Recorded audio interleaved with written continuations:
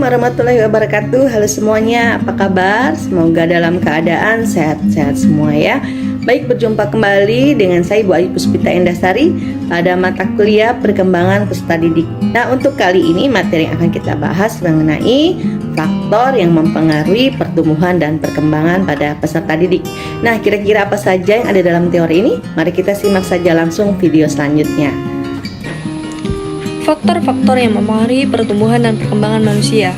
Yang pertama adalah faktor genetik atau faktor keturunan. Seorang anak laki-laki maupun anak perempuan akan mewarisi genetik atau keturunan dari orang tuanya. Misalnya seperti warna rambut, warna mata, bentuk tubuh, warna kulit, dan lain sebagainya. Yang kedua, faktor hormon. Di dalam tubuh manusia mempunyai beragam hormon yang dihasilkan oleh kelenjar tubuh, dan masing-masing mempunyai fungsi sendiri. Selain itu, hormon yang ada di dalam tubuh juga mendukung proses pertumbuhan serta perkembangan. Yang ketiga, faktor gizi. Faktor gizi yang dikonsumsi seperti makanan dan minuman akan mempengaruhi perkembangan dan pertumbuhan manusia. Semakin kita mengkonsumsi protein, makanan sehat, dan air yang cukup, maka pertumbuhan juga akan berkualitas atau mengalami peningkatan. Organ-organ tubuh akan bekerja secara maksimal.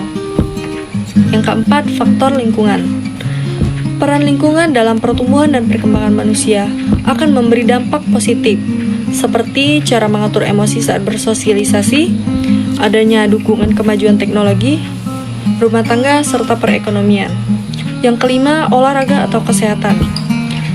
Olahraga menjadi salah satu faktor penting dalam pertumbuhan dan perkembangan.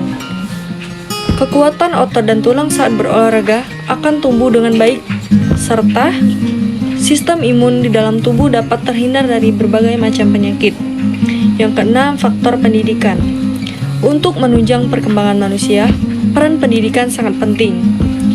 Pendidikan akan memberikan efek positif bagi emosional, intelektual, kesehatan mental, dan aktivitas sosial lainnya.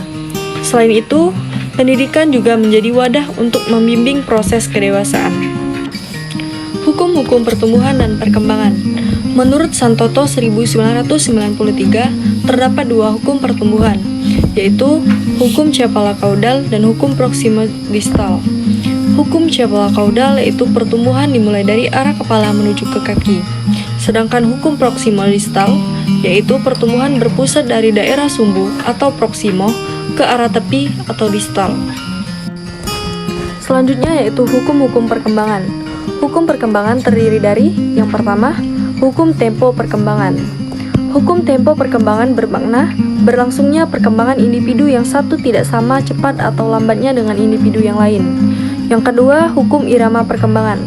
Dalam hukum ini menyatakan bahwa berlangsungnya perkembangan itu tidak selalu tetap konsisten dan merata pada setiap waktu. Yang ketiga, hukum rekapitulasi. Hukum ini menjelaskan perkembangan psikis anak adalah ulangan secara singkat perkembangan umat manusia. Yang keempat, hukum masa peka. Pada masa ini, anak mempunyai kesiapan terbaik untuk melaksanakan tugas perkembangan dalam fungsi tertentu.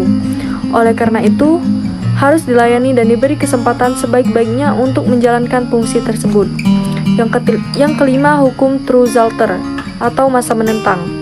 Hukum ini menyatakan perkembangan individu itu tidak selalu mulus sesuai dengan keinginan dari individu tersebut. Yang keenam, hukum masa eksploratif. Dalam hukum ini mengandung arti bahwa perkembangan individu diperlukan adanya suatu proses penjelajahan yang aman. Individu yang bersangkutan ikut serta dalam mencapai tujuan perkembangan.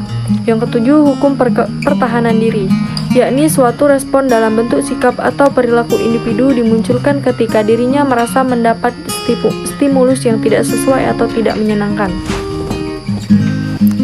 Implikasi perkembangan peserta didik dalam kegiatan pembelajaran. Yang pertama, dalam kegiatan pembelajaran presentasi.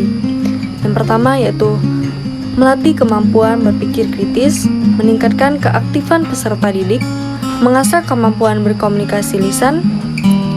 Selanjutnya, implikasi perkembangan peserta didik dalam kegiatan pembelajaran video.